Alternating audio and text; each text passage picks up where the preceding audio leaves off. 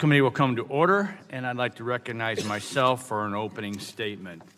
Good morning and welcome to today's Subcommittee markup. I am pleased that we are begun to the process of moving some what we believe are common sense bills that will help small business, car racing enthusiasts, and consumers. This committee strives to make our nation's environmental regulations smarter, and that is exactly what these four bills do. Smarter regulations protect public health while also encouraging economic growth and job creation. I hope that my colleagues on both sides of the aisle will be constructive so that we can report these bills and provide small business with much needed regulatory relief while also maintaining strong protections for public health and the environment. Today we'll be marking up four bills, which were the subject of a legislative hearing on September 13th of this year. Two of these bills, H.R. 1917 and H.R. 1119, passed this committee and the House floor last Congress. The second two bills address concerns that have been brought to this committee's attention from industries that are being hampered by overburdensome regulation. Those bills have bipartisan support, and I hope we're able to move them expeditiously. H.R. 1917, the BRIC Act, and H.R. 453, which extends new source performance standard deadlines for residential wood heaters, both provide relief to small businesses and both enjoy bipartisan support.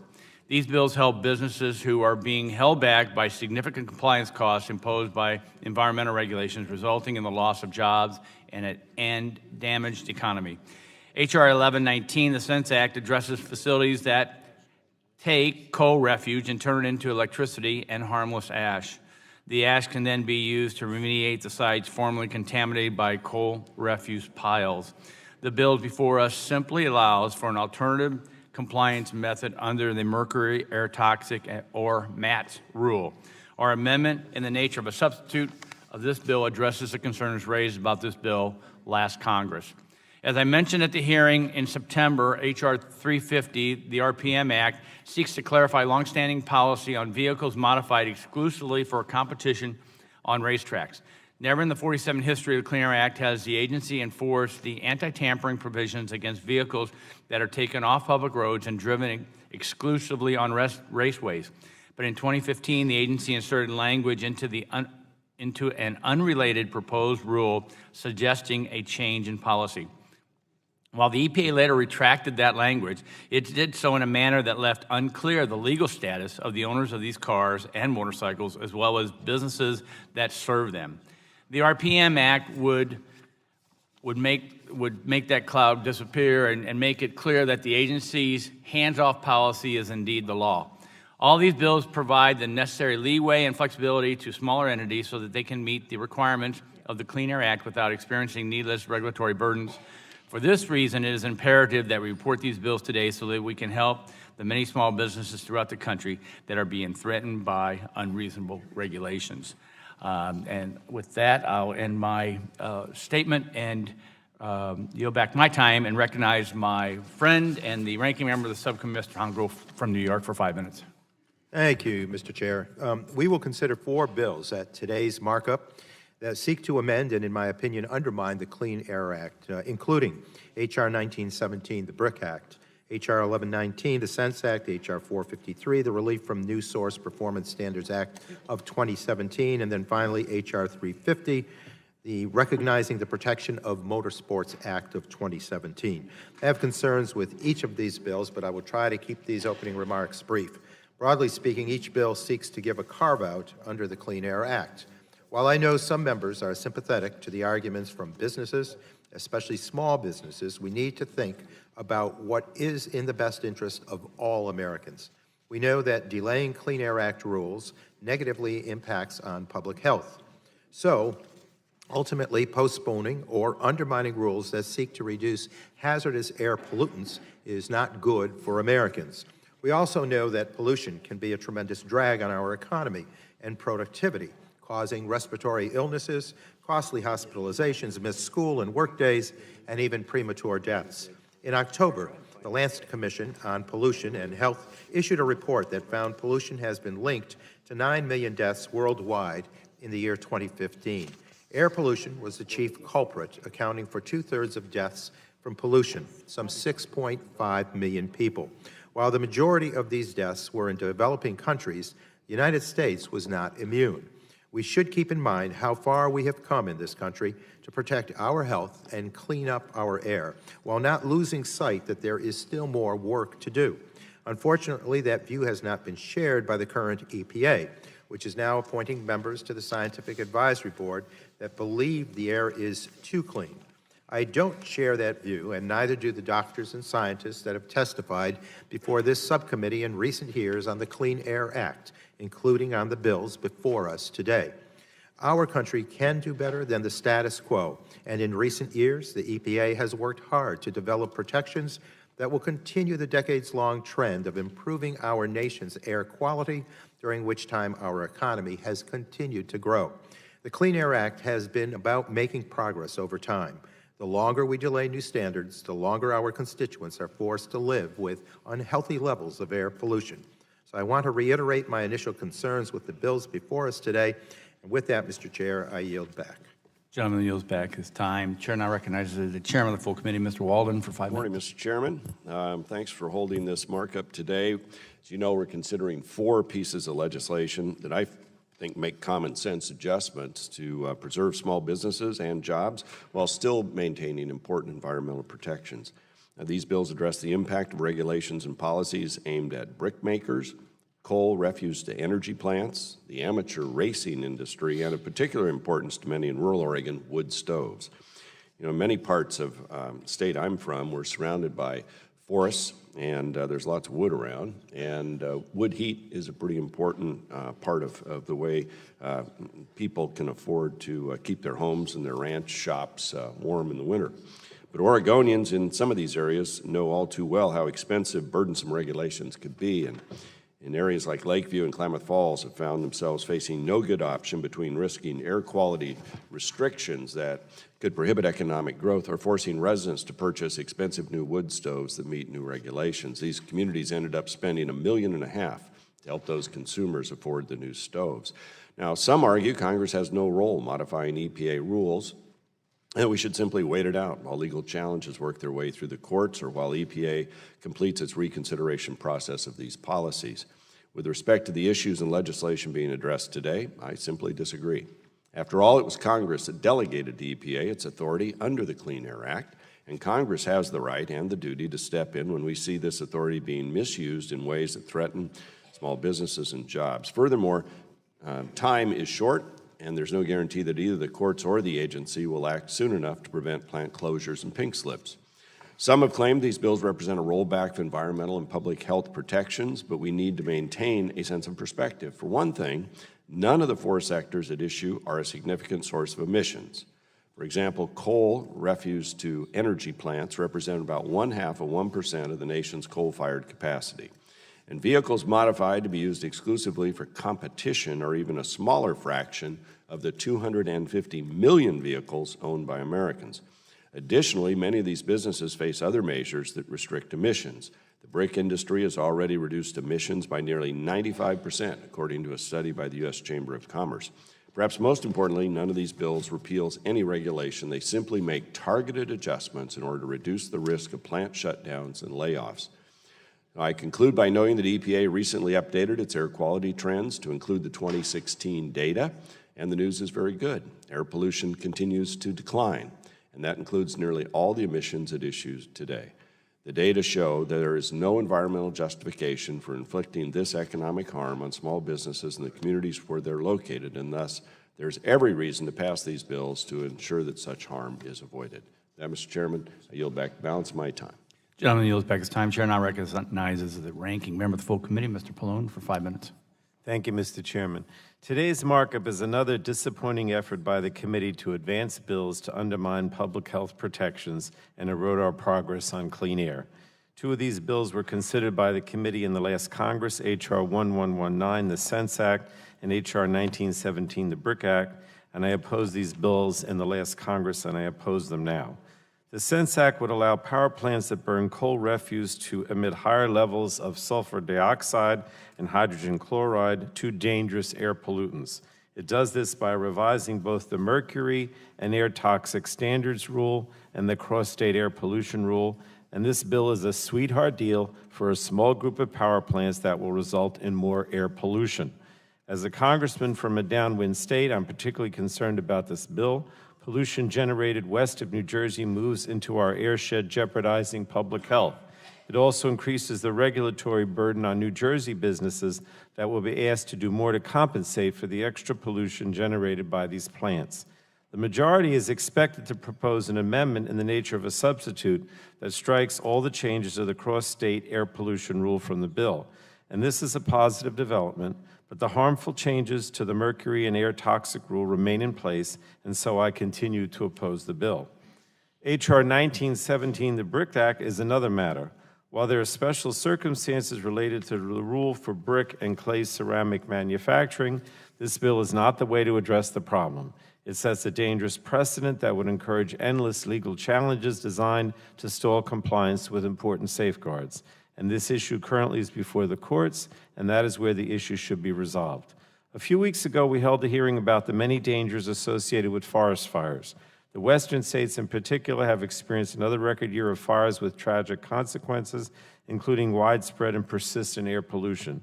So it's difficult to understand why we'd want to consider H.R. 453, the Relief from New Source Performance Standards Act. This bill delays the rule to improve the efficiency and emissions performance of wood stoves, hydronic heaters, and forced air furnaces. Any delay in this rule will allow less efficient stoves and heaters that pollute the air to be on the market for 3 additional years. And because these appliances last for decades, it will take far longer to reduce pollution from these sources. It makes no sense to me why we would want to add more pollution from wood burning, especially when there are manufacturers producing compliant appliances today. These standards have not been updated since 1988, nearly 30 years ago. Furthermore, these new standards do not even begin to apply until 2020. All H.R. 453 really does is punish manufacturers who invested in cleaner, more efficient technologies and increase dangerous air pollution. There's no justification for extending the deadline for these standards and no need for this bill, and that's why I oppose it. And finally, we have H.R. 350, the Recognizing the Protection of Motorsports Act of 2017. The need for this bill has been exaggerated. Nothing in the Clean Air Act prevents anyone from racing a vehicle professionally or as an amateur. Motorsports are not in jeopardy, but air quality will be if we pass H.R. 350 in its current form. The devices which are marketed and installed on a vehicle to improve its performance for racing are emission-controlled defeat devices. This is the same type of device that led to significant fines and loss of consumer confidence for Volkswagen because they result in much higher pollution. If someone installs these devices on a vehicle, that vehicle should no longer be driven for daily use on public roads. If a car is modified into a dedicated race car, then it should only be used on a track. H.R. 350 creates a loophole in the Clean Air Act that is too broad to ensure these devices will only be installed in dedicated racing cars. However, I believe we can find a bipartisan solution that would result in widespread support for H.R. 350. And Mr. Chairman, I'm willing to work with you towards that goal. I know you've talked about it, and I hope we'll be able to take the opportunity to improve this bill before it's considered by the full committee. But I can't support the bill in its current form that facilitates emissions cheating, and that's what H.R. 350 does. Exempting businesses from clean air rules leads to more air pollution. Air pollution damages people's health. Relaxing air standards for businesses does not reduce costs. It merely transfers them from business to individuals who will pay for the excess air pollution with more doctor visits and more lost work or school days. And so I urge my colleagues to join me in rejecting these bills, and I yield back the balance of my time. Gentleman yields back the balance of his time. Chair reminds members that pursuant to the committee rules, all members' opening statements will be made part of the record. Are there further opening statements? The chair recognizes the gentleman from Ohio. We'll go back and forth. Gentleman from Ohio for 3 minutes. Thank you, Mr. Chairman. I appreciate you holding this markup today. These bills before us will help provide relief to many small businesses and industries across the country, particularly those that have been unfortunately subjected to federal regulations that don't make a whole lot of sense. For instance, the BRIC Act will simply allow for the consideration and completion of any judicial review regarding EPA's 2015 emission standards for the brick and tile industries before requiring compliance with their new rules. We don't want a repeat of the last time the EPA issued regulations for these industries, where the industry was forced to comply, spend hundreds of millions of dollars, only to have the rule vacated by the courts soon thereafter. Let's give the brick industry, the tile industry, and others who are affected by this rule some certainty, and let's let them compete on a fair and level playing field in the global economy. Let's not give history the chance to repeat itself and allow the courts to review the rule first. This bipartisan legislation does not set a dangerous precedent. These industries find themselves in a very unique situation, something I think my friends across the aisle recognize. Look, we understand the need to keep our air clean, to keep the water clean. Nobody understands that better than those of us who live in Appalachia and have to breathe the air and drink the water.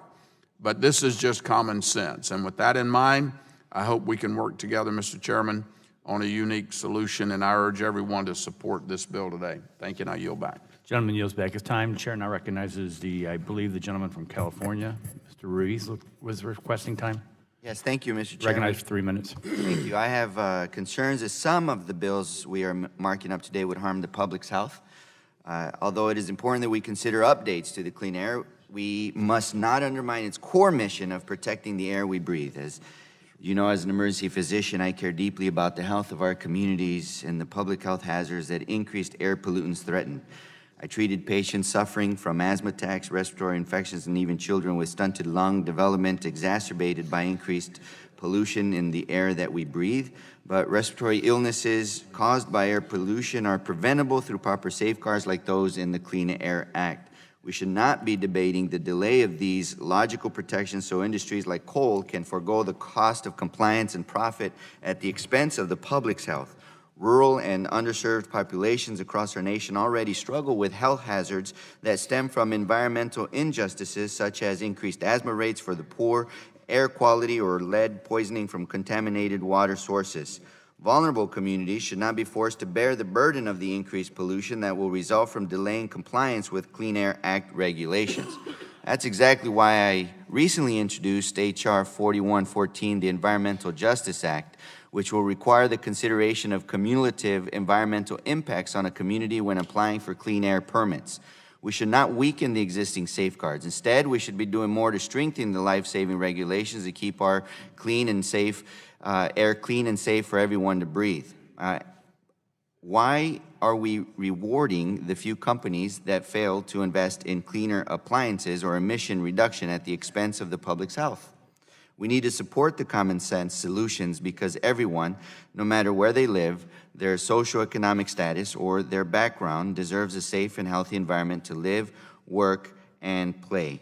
Lives are at stake if we continue to delay compliance with life-saving Clean Air Act regulations. We cannot afford to continue dragging our feet. We must and can do more. I hope that we can work together to protect our nation's health and ensure all cities across our nation have clean air. And I yield back the balance of my time. Gentleman yields back his time. Chair looks to the majority side, recognizes the gentleman from North Carolina, Mr. Hudson, for 3 minutes. Thank you, Chairman Shimkus. Thank you for holding this markup today. As we consider these important bills before us, I want to bring special attention to H.R. 350, the Recognizing the Protection of Motorsports, or the RPM Act. Across North Carolina, there are 27,000 residents who are employed in motorsports-related jobs. My district is home of the motorsports racing industry and Charlotte Motor Speedway, and I'm proud to be their voice here in Washington. In July 2015, the EPA issued a proposed regulation that would prohibit the conversion of emission-certified vehicles into race cars for competition. The proposed regulation also prevented the sale or use of emissions-related race parts for these modified vehicles. This proposal violated the explicit intent of Congress in the last reauthorization of the Clean Air Act and sparked significant opposition from both members of Congress and the general public. Fortunately, the EPA removed the provision from the final rule. Despite this public pushback, the agency still has not abandoned its interpretation of the Clean Air Act and contends that it is illegal to sell legitimate racing parts for use in converted motor vehicles, and that installation of these parts is an act of tampering. I heard the concerns of our ranking member today, but I wish to reassure you, Mr. Chairman, this interpretation by the EPA directly conflicts with the original purpose of the Clean Air Act and Congress's repeated efforts to clarify that these standards were never intended to apply to vehicles modified for racing only. I encourage my colleagues on both sides of the aisle to support this common sense legislation. And with that, Mr. Chairman, I yield back. Gentleman yields back his time. Chair looks to the minority side, seeing no one wishing to speak. Doris, Mr. Green. Speak up there, Mr. Green. Chair recognizes Mr. Green from Texas for 3 minutes.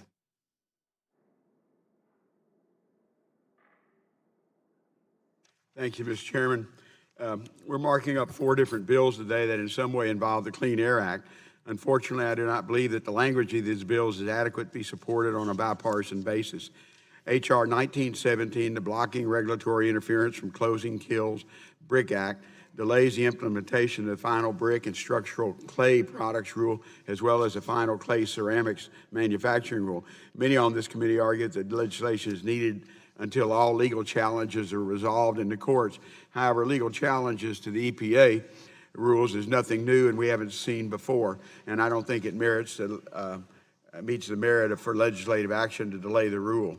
H.R. 453, the Relief of New Source Performance Standards Act of 2017, delays the SEP 2 compliance date for 3 categories of wood-fueled heaters from 2020 to 2023. This rule, finalized in March 2015, updates the standards that haven't been changed since 1988 and would result in emissions reductions as well as already seeing across many states who have adopted similar state-level rules. While I'm sympathetic to those who own these stove standards that have not been updated in nearly 20 years, simply don't meet the clean air standards of today. H.R. 350, the Recognizing the Protection of Motorsports Act of 2017, modifies the regulation of emissions control systems on race cars and the parts that modify them. Amateur racing is a proud history in our country and in my state. I know there's a multitude of fans in every state that has a vested interest in this. I want to be clear, my no vote today on this bill is not against amateur racing. I worked with SEMA last Congress to pass legislation on low-volume classic vehicles, and I hope I can later support this bill as it makes its way through the committee process. Right now, the bill is lacking language that would prohibit the driving of these vehicles on public roads after they're converted into race cars. We've seen that a similar system works well in California, but does not exist in all 50 states. It's my hope that the majority will begin to work on a bipartisan basis on this bill so we can pass this with a consensus on both sides. Lastly, H.R. 1119, the Satisfying Energy Needs Savings Environmental Act, since we love our names in Congress, will provide special consideration under the EPA's cross-state air pollution rule for coal refuse plant. It's my opinion that the bill removes economic incentives for coal refuse plants to reduce their pollution and is another attack on the progress we made in reducing emissions in recent years. And I do not support it, and I yield back my time. Gentleman yields back his time. Chair now recognizes the gentleman from Georgia, Mr. Carter, for 3 minutes. Thank you, Mr. Chairman, and I want to start by thanking you and the committee for holding today's markup and allowing us to address a number of outstanding concerns impacting our nation's job creators. In today's hearing, we'll be examining 4 bills that will amend onerous regulations, slowing job growth without any beneficial applications. The Blocking Regulatory Interference from Closing Kilns, introduced by my friend Bill Johnson, will help prevent the brick and clay industries from being subjective to these standards until a review of the rule is complete. The Relief from New Source Performance Standards Act amends the compliance dates for residential wood heaters, helping to ensure those remain available for people who need them. The RPM Act will address regulations for recreational racing, recognizing the industry and defining the difference between those and performance automobiles. The Sense Act will amend the standards for coal refuge power plants, helping to ensure Americans get the power they need every day. Mr. Chairman, today's hearings represent an opportunity for this committee to continue to address burdensome rules and regulations that are preventing industries in this country from growing due to technical concerns. I thank my colleagues for their introduction of today's bills, and I urge all my colleagues to support these efforts and help allow people to not only keep their jobs, but to expand upon them as well. Thank you, Mr. Chairman, and I yield back. Gentleman yields back his time. The chair looks to see if anyone else wishing to speak. Seeing Oh, I'm sorry. Ms. Matsui, you're recognized for 3 minutes. Thank you, Mr. Chairman. Mr. Chairman, I oppose the bills before us today. They will undermine the Clean Air Act provisions that have been proven to reduce pollution and emissions and improve public health. In particular, I'm concerned about the impacts of the Relief from New Source Performance Standards Act, the BRIC Act, and the SENSE Act. My district in Sacramento sits in California's Central Valley, which traps both local pollution as well as ozone and particulate matter produced in other parts of the state. The local governments in my district have worked hard to address air quality challenges because they understand that our children and grandchildren will live better lives if we clean up the air now. In Sacramento, we face health risks associated with air pollution during every season of the year. In the summer, the cars, trucks, buses, and heavy equipment on our roads and in our fields make it hard to breathe and increase the risk of heart attacks. In the winter, the majority of air pollution comes from residential fireplaces and wood stoves. That's why it is important that our local air quality district incentivizes the replacement of older, inefficient wood stoves with cleaner models. This is a type of forward-thinking progress we need to embrace. But the bills before us today are not forward-thinking. This legislation would ultimately make the air my constituents breathe dirtier, effectively reversing some of the progress we've made with the Clean Air Act. That moves us in the wrong direction at a time when we need to be working together to fight our changing climate for future generations. Thank you, Mr. Chairman. I yield back the balance of my time. The gentlelady yields back her time. Chair is looking on both sides. Seeing no one, the chair then calls up H.R. 1917 and asks the clerk to report. H.R. 1917, to allow for judicial review of any final rule addressing national emission standards for hazardous air pollutants for brick and structural clay products or for clay ceramics manufacturing before requiring compliance with such rule. Without objection, the first reading of the bill is dispensed with, and the bill will be open for amendment at any point so ordered. Are there any bipartisan amendments to the bill? Are there any other amendments? The question, Mr. we're Chair, up to the gentleman from New York. I move to strike the last word. Gentleman is recognized for 5 minutes. Thank you, Mr. Chair. The BRIC Act would delay implementation of EPA's brick and structural clay products rule until all legal challenges are resolved. Delaying this standard will continue to delay the health protections that it provides. But just as troubling, this bill incentivizes frivolous litigation to delay compliance. The Clean Air Act allows for delays of implementation of rules if litigants can provide good reasons, and judges have issued stays in the past. At this point, as far as I'm aware, no one has petitioned the court to stay the BRIC rule. Let's not insert Congress into a situation which can and should be resolved by the courts. On top of that, I believe this bill creates a bad precedent that could be applied to other standards. And with that, I urge members to oppose the bill. And, Mr. Chair, I yield back. Gentleman yields back his time. The chair recognizes the gentleman from New Jersey. For what purpose? Move to strike the last word, Mr. Chairman. Gentleman is recognized for 5 minutes. Mr. Chairman, my Republican colleagues, in describing the need for this bill, say that it's necessary in order to delay the EPA's Brick and Clay Act until all judicial review has been completed. But that's completely false. The courts already have the ability to issue a stay of any compliance dates in a final rule as necessary to protect the public interest. That's their job, and we should let them do it. We all know there have already been challenges filed regarding this final rule. It will be up to the D.C. Circuit, when they review these challenges, to decide whether to stay the rule. Well-established legal factors exist for granting a stay. These factors take into account whether there's a likelihood of success on the merits, the prospect of irreparable harm to the moving party and other parties, and most importantly, whether granting the stay is in the public interest. The courts have used these factors time and again to determine whether to grant a stay and for how long. So there's no reason for Congress to override this process and the judgment of the court. I really think before we rashly conclude on behalf of the D.C. Circuit that the compliance deadlines for the BRIC-MAC final rule should be extended, we should let them take a look at the final rule. And ultimately, if a stay is necessary, the court can grant it, not the Congress. And I yield back. Gentleman yields back his time. Anyone seek time? The chair recognizes the gentleman from Ohio. For what purpose? Move to strike last word. Gentleman's recognized for 5 minutes. Mr. Chairman, you know, what we're trying to do here with the BRIC Act is just simply apply common sense. Many of these tile and brick manufacturing companies are the lifeblood of the communities in which they do business. They are the major job employers or the job creators for those areas. And we got to look back and remember what happened several years ago. A 2003 rule, later vacated by a federal court, has already reduced emissions by up to 95%, and that's according to a Chamber of Commerce study. The EPA has estimated that the new BRIC MAC rule would reduce further emissions of mercury by only 147 pounds per year. That's nearly 100 times less than the agency estimates will be reduced from power plants.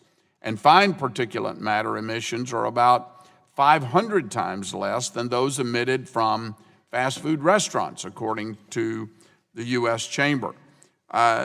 This rule, if it goes into effect the way it is, and if we don't give the courts an opportunity to take a look at it before before the administration or before the agency makes any more moves, it's going to have devastating financial impacts on a business sector of our economy that cannot afford another false move or another rule rollback that they're not going to be able to get recovery from. So again, Mr. Chairman, we're just trying to apply some common sense here and let the courts have their day in court to determine whether or not this rule should go forward or not. So with that, I yield back. Gentleman yields back his time. Anyone seeking time? Seeing none. The question now occurs on forwarding H.R. 1917 to the full committee. All those in favor say aye. Those no. Mr. Chair, request a roll call vote. Roll call vote's been requested. The clerk will request a roll call vote. Mr. McKinley. Aye. Mr. McKinley votes aye. Mr. Barton. Aye. Mr. Barton votes aye. Mrs. Blackburn. Mr. Harper. Mr. Olson. Aye. Mr. Olson votes aye. Mr. Johnson. Aye. Mr. Johnson votes aye. Mr. Flores. Aye. Mr. Flores votes aye. Mr. Hudson. Mr. Hudson votes aye. Mr. Kramer. Mr. Kramer votes aye. Mr. Wahlberg. Mr. Carter. Mr. Carter votes aye. Chairman Walden. Chairman Walden votes aye. Mr. Tonko. No. Mr. Tonko votes no. Mr. Ruiz. Mr. Ruiz votes no. Mr. Peters. Mr. Peters votes no. Mr. Green. Mr. Green votes no. Ms. DeGette. Ms. DeGette votes no. Mr. McNerney. Mr. McNerney votes no. Mr. Cardenas. Mr. Cardenas votes no. Ms. Stingle. Ms. Stingle votes no. Ms. Matsui. Ms. Matsui votes no. Mr. Pallone. Mr. Pallone votes no. Chairman Shimkus. Shimkus votes yes. Chairman Shimkus votes yes. Mrs. Blackburn. Mrs. Blackburn votes aye. Mr. Wahlberg. Mr. Wahlberg votes aye.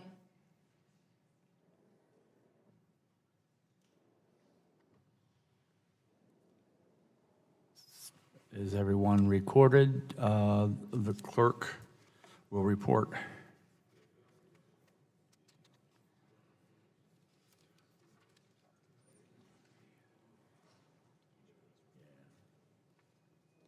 Mr. Chairman, on that vote, the ayes were 12 and the nays were 10. The ayes are 12, the nays are 10. The bill is passed without objection. Motion reconsider is laid on the table. I'm guessing all this stuff here. The chair now calls up H.R. 453 and asks the clerk to report. H.R. 453, to deem the Step 2 compliance date for standards of performance for new residential wood heaters, new residential hydraulic heaters, and forced air furnaces to be May 15, 2023. Without objection, the first reading of the bill is dispensed with, and the bill will be open for amendment at any point. So ordered. Are there any bipartisan amendments to the bill? Seeing none, are there any other amendments? Is there further discussion on the bill before us?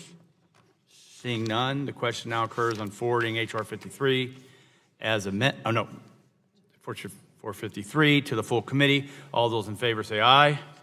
Mr. Chair, opposed, I ask for a recorded vote, please. gentleman requests recorded vote. Will the clerk call the roll? Mr. McKinley. Mr. McKinley votes aye. Mr. Barton. Mr. Barton votes aye. Mrs. Blackburn. Mrs. Blackburn votes aye. Mr. Harper. Mr. Olson.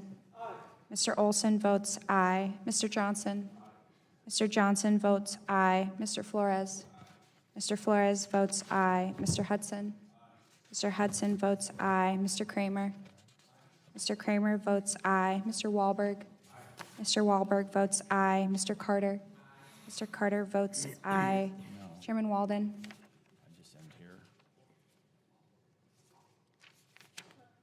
Chairman Walden votes aye. Mr. Tonko. No. Mr. Tonko votes no. Mr. Ruiz. Mr. Ruiz votes no. Mr. Peters. Mr. Peters votes no. Mr. Green. Mr. Green votes no. Ms. Daggett. Ms. Daggett votes no. Mr. McNerney. Mr. McNerney votes no. Mr. Cardenas. Mr. Cardenas votes no. Mrs. Dingle. Mrs. Dingle votes no. Ms. Matsui. Ms. Matsui votes no. Mr. Pallone. Mr. Pallone votes no. Chairman Shimkus. Chairman Shimkus votes aye. Chairman Shimkus votes aye. Anyone else wishing to record their vote? The clerk will report. Mr. Chairman, on that vote, the ayes were 12 and the nays were 10. Ayes are 12, the nays are 10. The ayes have it. The bill is agreed to. The chair calls up H.R. 350 and asks the clerk to report. H.R. 350, to exclude vehicles used solely for competition from certain provisions of the Clean Air Act and for other purposes. Without objection, the first reading of the bill is dispensed with, and the bill will be open for amendment at any point. So ordered. Are there any bipartisan amendments to the bill? Seeing none. Are there any other amendments? Seeing, for what purpose does the gentlelady from Michigan rise and seek recognition? To strike the last word. Gentlelady is recognized for 5 minutes. Thank you, Mr. Chairman. I rise in very reluctant opposition to H.R. 350 because I'm a car girl. And while I support the goals of the bill, I fear it's drafted too broadly and could have some unintended consequences moving forward. I understand what the authors of the legislation are trying to accomplish. Like you, I love my afternoons at the Michigan International Speedway, and I go a lot with my friends. I come from the home of the auto industry where cars are a way of life. And a lot of my constituents and people I went to school with are amateur racers, and we're still racing at this age. Okay, I don't do it anymore.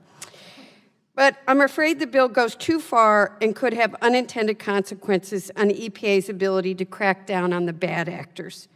I would respectfully request we work together to pursue a simple, targeted change to ensure that vehicle conversions are legal as long as they're on the tracks and are not permitted on public roads. I'm worried that the bill we're considering today is a bit broader than that, and I fear it could have a negative impact on EPA's ability to enforce the law by people who do not have the best of intentions at heart. Mr. Chairman, I want to protect the amateur racers that I know and love, that I know are in North Carolina too, but not allow people who want to modify them for other reasons, and we know they're out there too. So, Mr. Chairman, would you be willing to work with me to address some of the concerns that I've raised about the bill before it goes to full committee markup? Because I do think we can get there, and I do support the goals of the bill. And I yield to you. Thank you, the gentlelady. We always are looking forward to be constructive as we move forward. So the answer is yes, but but I can't commit to what that might be. I would want to make sure that we call in, obviously, the sponsor of the bill, Mr. Hudson, and if I will yield to him if he wants to make any comments. Thank you, Mr. Chairman. I appreciate that, and I appreciate the spirit with which the gentlelady brings up these concerns. You know, although the 1970 Clean Air Act left unclear whether motor vehicles could be modified for racing, the agency has never taken enforcement action against anyone for doing so. In 2015, the EPA suggested that their hands-off policy may be coming to an end. The RPM Act would create an explicit exemption of the Clean Air Act's anti-tampering provisions for if done for the purpose of modifying a motor vehicle solely for the use in competition. The RPM Act would also redefine the Clean Air Act's definition of motor vehicle to exclude vehicles used solely for competition. So again, we tried to address the concerns the gentlelady expressed, but obviously I'm willing to work with the gentlelady to see if we could get to a point where we can come together, and I appreciate her willingness to let us move forward today. And I'm going to vote no today with the hopes we can work so we get to a yes at full committee. I've talked to many of those same people, and I think there's a place we can get working together. I hope. Thanks. Thank you. Mr. Chair, I move. And the gentlelady yields back her time. Oh, I'm sorry. Could I yield to my colleague? You could. You have a minute. I yield to Mr. Thank you. I agree with much of what my colleague said, although I never raced. But I think it's important for us to come together on this, and I agree with her sentiment, and thank you for your commitment as the author of the bill and also chairman to work with us, as many of us on this side of the aisle, so we can come to the point where we could actually vote for the bill. I was looking forward to voting for a bill that would be a bit tighter than this, but appropriate. So hopefully we can come together and work on it so that by the time it gets to the full floor of the House, we could actually all vote for this and we can move forward. Thank you very much. I yield back to the gentlelady. Thank you very much. I have to go to the Michigan International Speedway again. I got to be able to look them in the face. So I hope we can get it resolved. Thank you. I now yield back. Gentlelady yields back his time. Mr. Chair, I move to strike the last word. The gentleman is recognized for 5 minutes. Thank you, Mr. Chair. Just briefly, I add my voice to those who are concerned that the measure is drafted too broadly. I understand the intent here, but I think that this bill as drafted would block EPA from using its one course of action to prevent the proliferation of defeat devices that's going after manufacturers. So if I'm hearing a commitment here to move forward, I would appreciate our efforts to continue to negotiate on this to make certain it's drafted appropriately. I too plan to vote no with the hopes that we'll further amend. With that, I yield back. Gentleman yields back his time. Chair appreciates the comments, and hopefully we can be helpful. Gentleman from California. Yeah, I move to strike the last word. Gentleman is recognized for 5 minutes. Listen, you know, I appreciate Representative Dingell's experience. I have experience in race car as well. My dad was actually a race car driver. He was an amateur race car driver, raced modified midgets. Believe it or not, he had me hold the flashlight at night till 11, 12 a.m. while he fixed his engine. And so I understand that, that culture, the industry, I'm a fan of racing as well. I believe that this bill is sending a clear message to industry and to race car drivers saying that if you modify your car, you can only use your car in the racetrack. And I think that that's an important first step. The second step that we need is clearly to address a problem that we have already with or without the bill, which is enforcing the Clean Air Act. And that's what this bill lacks. And that's specifically what people on this side of the aisle would like to see addressed with the improvement of Representative Hudson and the goodwill of coming together and adding some enforcement. This is a trust issue. This is about being able to work in good faith and making public statements saying that you will be willing to change this bill in order to add the teeth that we need. I am going to support the bill, but specifically with looking at you in the eye, knowing that you are going to make a strong commitment to help us be able to enforce the Clean Air Act to ensure that step 2 for this clear statement is made. You got that? Will the gentleman yield? Sure. Let's say that we're willing to talk. Every state has a different way of compliance.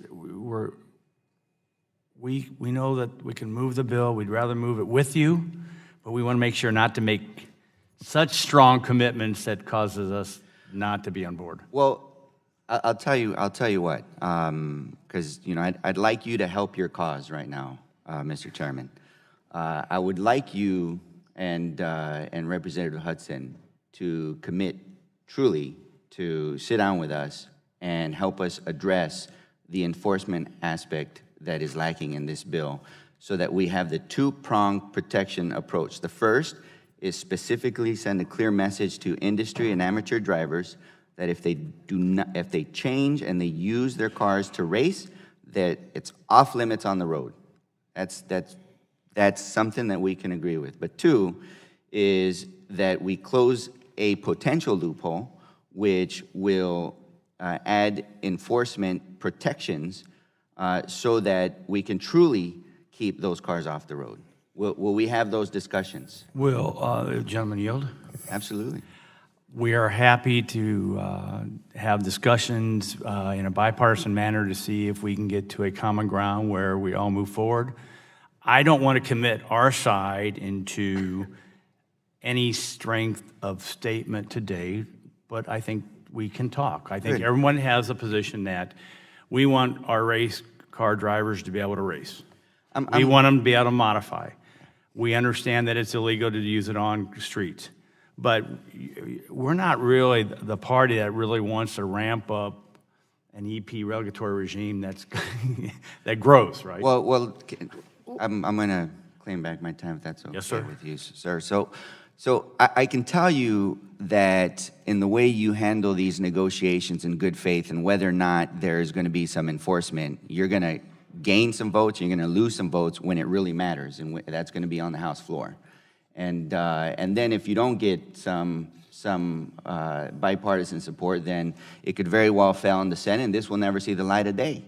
And so I'm trying to help create a bipartisan support so that you can get more votes on the floor, because my vote isn't guaranteed on the House floor if these provisions aren't inserted. Would gentleman yield? As a wise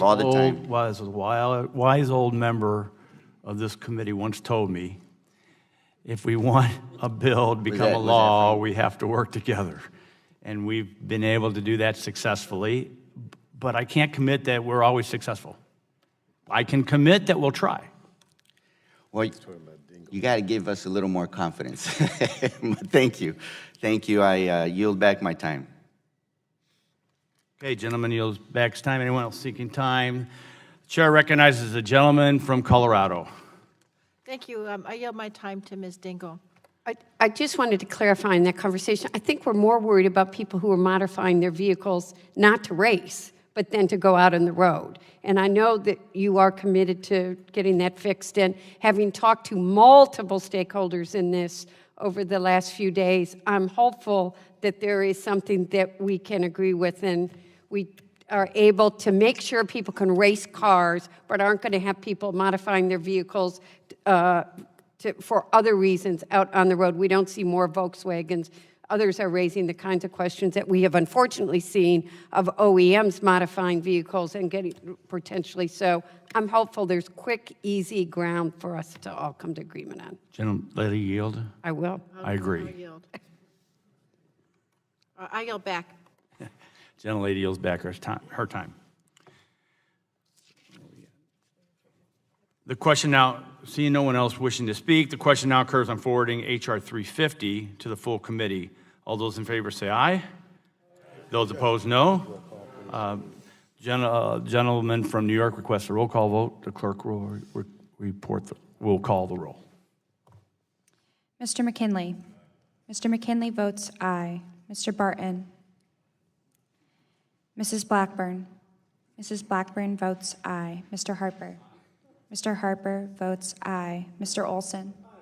Mr. Olson votes aye. Mr. Johnson. Mr. Johnson votes aye. Mr. Flores. Mr. Flores votes aye. Mr. Hudson. Mr. Hudson votes aye. Mr. Kramer. Mr. Kramer votes aye. Mr. Wahlberg. Mr. Wahlberg votes aye. Mr. Carter. Mr. Carter votes aye. Chairman Walden. Chairman Walden votes aye. Mr. Tonko. No. Mr. Tonko votes no. Mr. Ruiz. Mr. Ruiz votes aye. Mr. Peters. Mr. Peters votes no. Mr. Green. Mr. Green votes no. Ms. DeGette. Ms. DeGette votes no. Mr. McNerney. Mr. McNerney votes no. Mr. Cardenas. Mr. Cardenas votes no. Mrs. Dingle. Mrs. Dingle votes no. Ms. Matsui. Ms. Matsui votes no. Mr. Pallone. Mr. Pallone votes no. Chairman Shimkus. Yes. Chairman Shimkus votes aye.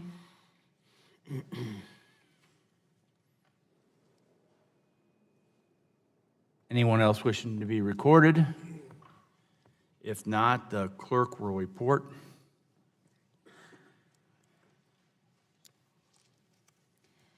Mr. Chairman, on that vote, the ayes were 13 and the nays were 9. The ayes 13, the nays are 9. The ayes have it, and the bill is agreed to. The chair calls up H.R. 1119 and asks the clerk to report. H.R. 1119, to establish the basis by which the Administrator of the Environmental Protection Agency shall issue, implement, and enforce certain emission limitations and allocations for existing electric utility steam generating units that convert coal refuse into energy. Without objection, the first reading of the bill is dispensed with, and the bill would be open for amendment at any point. So ordered. The chair recognizes himself to offer an amendment in the nature of a substitute, and the clerk will report the amendment. Amendment in the nature of a substitute to H.R. 1119, offered by Mr. Shimkus. Without objection, the reading of the amendment is dispensed with, and the chair recognizing myself for 5 minutes in support of the amendment. The amendment in the nature of a substitute addresses concerns raised by our friends on the other side of the aisle over the cross-state air pollution rule, CASPR, provisions in the original bill. On the floor last year, 2 amendments were offered, one to remove those provisions and another to allow states to opt out of those provisions. This amendment took the first approach and removed all references to CASPR. So the amendment in the nature of a substitute will only address the mercury air toxic standards, MATS, while all coal refuse-fired plants can meet the mercury standard under MATS. Some cannot meet the MATS hydrogen chloride standard, providing an alternative compliance mechanism that these specialized facilities can meet. This amendment will facilitate the beneficial cleanup of coal refuse sites by allowing that refuse to be utilized in power generation. I hope with this change, all our colleagues can support this bill. And with that, are there any bipartisan amendments to the amendment? Are there any other amendments? If there are no further discussions, the vote occurs on the amendment in nature of substitute. All those in favor shall signify by saying aye. Aye. Those opposed, no. And then pin the chair. The ayes have it. The ayes have it. And the amendment in nature of substitute is agreed to. The question now occurs, are there any other amendments to the bill? The question now occurs on forwarding H.R. 1119 as amended to the full committee. All those in favor say aye. Mr. Chair. Mr. Chair. Those opposed, no. Chairman, Request a roll call. the gentleman from New York requests a roll call. The clerk will call the roll. Mr. McKinley. Mr. McKinley votes aye. Mr. Barton. Mr. Barton votes aye. Mrs. Blackburn. Mrs. Blackburn votes aye. Mr. Harper. Mr. Harper votes aye. Mr. Olson. Mr. Olson votes aye. Mr. Johnson. Mr. Johnson votes aye. Mr. Flores? Mr. Flores votes aye. Mr. Hudson? Mr. Hudson votes aye. Mr. Kramer? Mr. Kramer votes aye. Mr. Wahlberg? Mr. Wahlberg votes aye. Mr. Carter? Mr. Carter votes aye. Chairman Walden? Chairman Walden votes aye. Mr. Tonko? No. Mr. Tonko votes no. Mr. Ruiz? Mr. Ruiz votes no. Mr. Peters? Mr. Peters votes no. Mr. Green? Mr. Green votes no. Ms. DeGette? Ms. DeGette votes no. Mr. McNerney? Mr. McNerney votes no. Mr. Cardenas? Mr. Cardenas votes no. Mrs. Dingle? Ms. Dingle votes no. Ms. Matsui? Ms. Matsui votes no. Mr. Pallone? Mr. Pallone votes no. Chairman Shimkus? Chairman Shimkus votes aye. Anyone else wishing to record their vote? Seeing none, the clerk will report. Mr. Chairman, on that vote, the ayes were 13 and the nays were 10. Ayes are 13, the nays are 10. The ayes have it. The bill is agreed to. Without objection, staff is authorized to make technical and conforming changes to the legislation approved by the subcommittee today. So ordered. Without objection, the subcommittee stands adjourned.